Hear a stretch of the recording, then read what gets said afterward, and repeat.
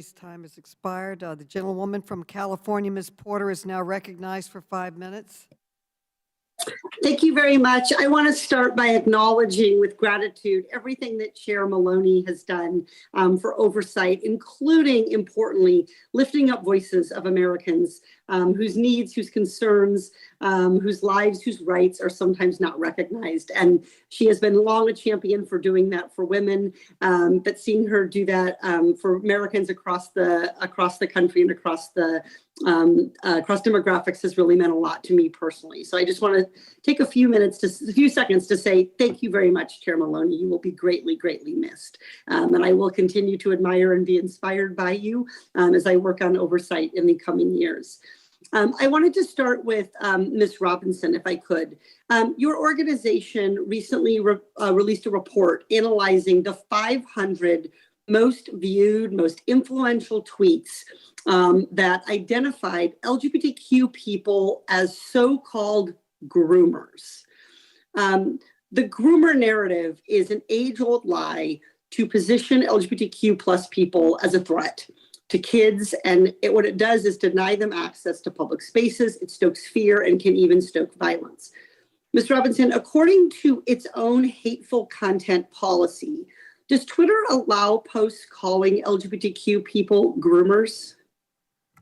No, I mean, Twitter, along with Facebook and many others, have community guidelines. It's about holding users accountable to those guidelines and acknowledging that when we use phrases and words like groomers and pedophiles to describe people, individuals in our communities that are mothers, that are fathers, that are teachers, that are doctors, it is dangerous. And it's got one purpose. It is to dehumanize us and make us feel like we are not a part of this American society. And it has real life consequences. So we are calling on social media companies to uphold their community standards. And we're also calling on any American that's seeing this play out to hold ourselves and our community members accountable. We wouldn't accept this in our families. We wouldn't accept this in our schools. There's no reason to accept it online. So, I mean, I think you're absolutely right. And it's not, this allegation of groomer and pedophile, it is alleging that a person is criminal somehow and engaged in criminal acts merely because of their identity, their sexual orientation, their gender identity. So this is clearly prohibited under Twitter's content, yet you found hundreds of these posts on the platform. Your team filed complaints about these posts, correct? Yes. And how often did Twitter act to take down these posts, which violated its own content policy? Very rarely. So from our calculation, it looks like about 99% of your complaints, they basically acted on one or two of the 100 plus complaints you filed.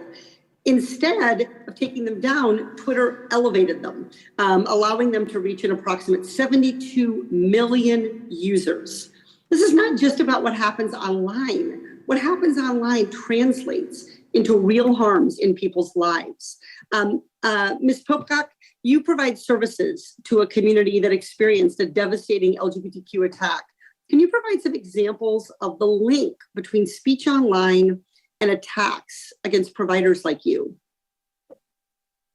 We know really online threats, I mean, in addition to just creating an atmosphere of bullying for young people, it also creates an atmosphere of delegitimizing our real professional trained work at Inside Out Youth Services. And it's just so critically important that we can continue doing the work that we do. But I want to tell just one quick story because it's beautiful. We have an online community center, and it is moderated by peer advisors. And when asked how many issues of like fighting or contention do you deal with on the Discord server? And our young people tell us, well, it doesn't happen very often. So I'm here to tell you that our young people have figured out how to moderate platforms in positive, productive ways. Twitter, Facebook, everybody else can figure it out too. Absolutely. Ms. Robinson, your report notes that these radicalizing posts, these groomer posts, these other posts that attack LGBTQ communities are related to acts in the real world. What happens online is often reflective of what happens in the real world. After Governor DeSantis of Florida, passed his so-called Don't Say Gay bill, what trends did you observe online with regard to grooming related discourse? Unfortunately, we saw a 400% increase on Twitter of this sort of hateful language, particularly calling our community members groomers and pedophiles. And we know that whether or not the bills move into effect, the lasting impact of that online bullying, of defining our communities in that way, it sticks, especially with our kids. Well, I just want to, my time has expired, but I just want to say I'm proud to say gay. I'm proud to stand with the gay community, and I'm proud that you're all here today as part of our country and giving us testimony. I yield back, Madam Chair. The lady yields back.